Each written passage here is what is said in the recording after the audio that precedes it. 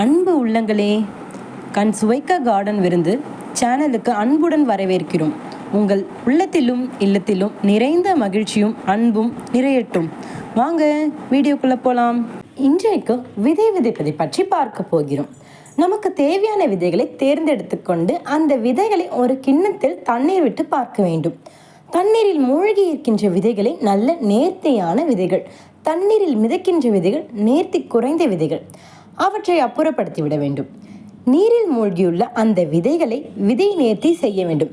விதை நேர்த்தி என்பது மழை நீரிலோ குடிநீரிலோ பஞ்ச காவியத்திலோ அல்லது இயற்கை உரங்கள் சிறிது கலந்த தண்ணீரிலோ ஒரு அரை மணி நேரம் அல்லது 1 மணி நேரம், அவரை, டபுள் பீன்ஸ், மொச்சை இது போன்ற விதைகளை 2 மணி நேரமும், தக்காளி, கத்திரி, மிளகாய் போன்ற சிறிய விதைகளை விதைப்பதற்கு முன் 10 நிமிடங்களும் ஊற வைத்தால் போதும். பிறகு மண் கலவைகளை எடுத்துக்கொள்ள வேண்டும்.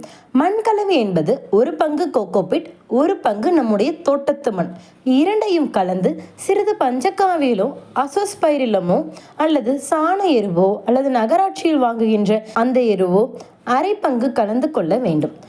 1 பங்கு என்பது ஒரு பெயிண்ட் டப்பா அல்லது ஒரு கலவை கலக்கின்ற ஒரு சட்டி அல்லது பிளாஸ்டிக் டப்பா ஏதோ ஒன்று ஒரு அளவாக எடுத்துக்கொள்ளுங்க. 1 அளவு கோகோபிட், 1 அளவு தோட்டத்து மண், 1/4 அளவு உரம் கலந்த அந்த மண்ணில் கீழே துளை நன்கு போட்டுள்ள சிறிய தொட்டி அல்லது டப்பாக்களில் அந்த மண்ணை நிரப்பி விதைகளை ஊன்ற வேண்டும். அந்த விதைகளை ஊன்றும் போது கீழே நுனி இருப்பது போல பார்த்து ஊன்ற வேண்டும். ஊன்றி பிறகு தண்ணீர் தெளித்து விட வேண்டும். நன்கு ஈரப்பதமானவுடன் மேலே ஒரு பேப்பரோ அல்லது மெலிதான துணியோ எடுத்து மூடி வைக்க வேண்டும். சில விதைகள் 3 நாளில் முளைக்கும், சில விதைகள் 1 வாரத்தில் முளைக்கும் பொழுது நான் காட்டுகிறேன். நீங்கள் எல்லாருமே விதைகளை நேர்த்தி செய்து விதைக்க வேண்டும் என கேட்டுக்கொள்கிறேன். விதைத்து விடுங்கள். விதைத்து ஒரு 10 நாள் கழிச்சு உங்களுடைய நாற்றுக்கள் எப்படி இருக்கிறது என்பதை கூறுங்க. நானும் என்னுடைய செடி வளர்ச்சியை காட்டுகிறேன். வளமான நாற்றுக்களை மீண்டும் எடுத்து பெரிய 20 லிட்டர் கேன் அல்லது உங்களுக்கு ஏற்ப சிறிய தொட்டிகளில் மீண்டும் நடலாம். எப்படி நடுவது என்பதை அடுத்த வீடியோவில் சந்திப்போம். பாய். எங்கள் வீடியோவை லைக் பண்ணுங்கள், ஷேர் பண்ணுங்கள், மறக்காமல் சப்ஸ்கிரைப் பண்ணிவிடுங்க.